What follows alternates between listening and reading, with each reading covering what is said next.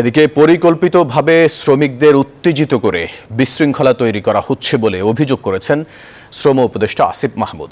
পরিস্থিতি মোকাবিলায় answer, police ও বিজিবির সদস্য বাড়ানোর সিদ্ধান্ত হয়েছে বলে জানিয়েছেন স্বরাষ্ট্র উপদেষ্টা লেফটেন্যান্ট জেনারেল অবসরপ্রাপ্ত মোহাম্মদ জাহাঙ্গীর আলম চৌধুরী। মঙ্গলবার সচিবালয়ে এ সংক্রান্ত সভা শেষে এসব কথা বলেন তারা। স্বরাষ্ট্র মন্ত্রণালয়ে দেশের সার্বিক আইনশৃঙ্খলা পরিস্থিতি পর্যালোচনা সভায় উঠে আসে পোশাক শিল্পের অস্থিরতা সহ নানা বিষয়। বিশ্বমানের থার্মিক্স রড, সালাম স্টিল থার্মিক্স, দেশের একমাত্র থার্মিক্স রড। দীর্ঘদিন যাবৎ যারা জুট ব্যবসায় জড়িত তারাই কারখানায় অস্থিরতা তৈরি করছে বলে অভিযোগ করেন শ্রম উপদেষ্টা।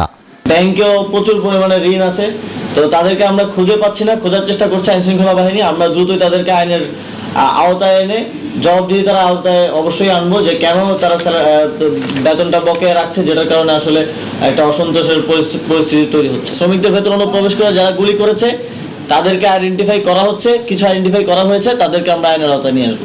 একই সভায় স্বরাষ্ট্র উপদেষ্টা বলেন, দেশের আইন শৃঙ্খলা পরিস্থিতি স্বাভাবিক নয়, তবে সন্তোষজনক। আমাদের আইন শৃঙ্খলা পরিস্থিতি যে খুব ভালো আমি বলবো না, বাট স্যাটিসফ্যাক্টরি আমি বলবো।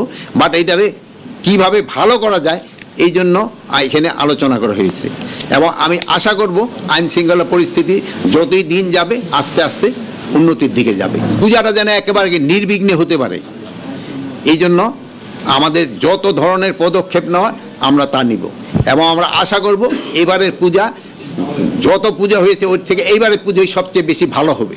পাহাড়ে ইউপিডিএফ সহ অন্যান্য সংগঠন দেশের বাইরে থেকে তারা অস্ত্র ও ট্রেনিং পাচ্ছে বলেও অভিযোগ করেন তিনি। কিছু কিছু অস্ত্র এবং ট্রেনিং বাইরে থেকেও পাচ্ছে, ওটা থেকে যেন না পায় ওইটারও আমাদের একটা ব্যবস্থা করতে হবে।